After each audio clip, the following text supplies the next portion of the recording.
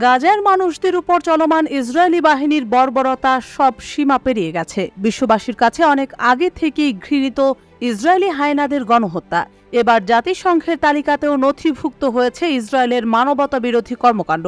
ফিলিস্তিনের গাজা উপত্যকায় শিশুদের উপর বর্বর হামলার কারণে ইসরায়েলি সেনাবাহিনীকে কালো তালিকাভুক্ত করেছে জাতিসংঘ।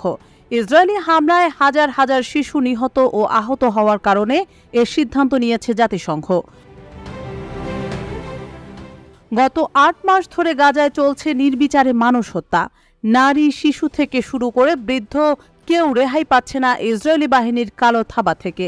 ৮ মাস ধরে চলমান এই নৃশংসতার এতদিন কেটে যাওয়ার পর টনক নড়েছে বিশ্বব্যাপী শান্তি স্থাপন করার দায়িত্বে নিয়োজিত বৈশ্বিক এ সংস্থার। কালো তালিকায় ইসরায়েলের অবস্থানের বিষয়টি নিশ্চিত করে বিরূপ প্রতিক্রিয়া ব্যক্ত করেছেন জাতিসংঘে নিযুক্ত ইসরায়েলের রাষ্ট্রদূত গিলাদ আরদান।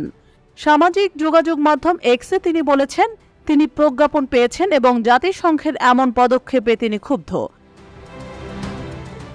ইসরায়েলের রাষ্ট্রদূত বলেন, এটি একটি লজ্জাজনক সিদ্ধান্ত।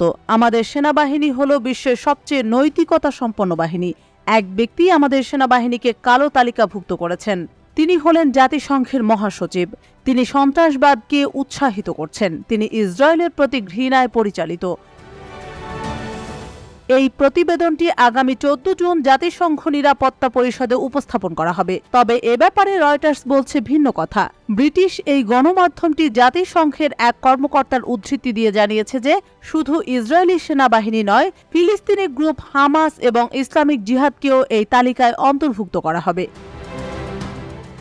এ ব্যাপারে জাতিসংঘের মহাসচিবের মুখপাত্র স্টিফেন ডুজারিক বলেন, ইসরায়েলি রাষ্ট্রদূতের ফোন কলটি দুঃখজনক এবং অগ্রহণযোগ্য।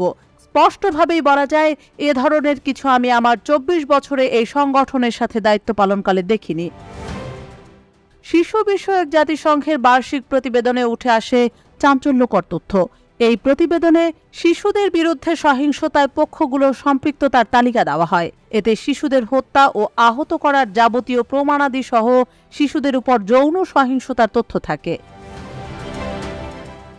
জাতিসংঘের এই কালো তালিকায় রাশিয়া, গণপ্রজাতন্ত্রী কঙ্গো, সিরিয়া ও সোমালিয়ার নামও রয়েছে। এছাড়া ইসলামিক স্টেট, আল শাবাব, তালেবান, আল কায়েদার মতো সংগঠনও আছে। গাজার সরকারি হিসাব অনুযায়ী ইসরায়েলি হামলায় গাজা উপত্যকায় এ পর্যন্ত 15,571টিরও বেশি শিশু নিহত হয়েছে। ইউনিসেফের এক প্রতিবেদনে বলা হয়েছে, গাজার প্রতি 10 ফিলিস্তিনি শিশুর 9 জনই ভয়াবহ খাদ্য সংকটে রয়েছে। ক্ষুধা, পিপাসা এবং মারাত্মক অপুষ্টিতে ভুগে ইতিমধ্যে অনেক ফিলিস্তিনি শিশুর মৃত্যু হয়েছে।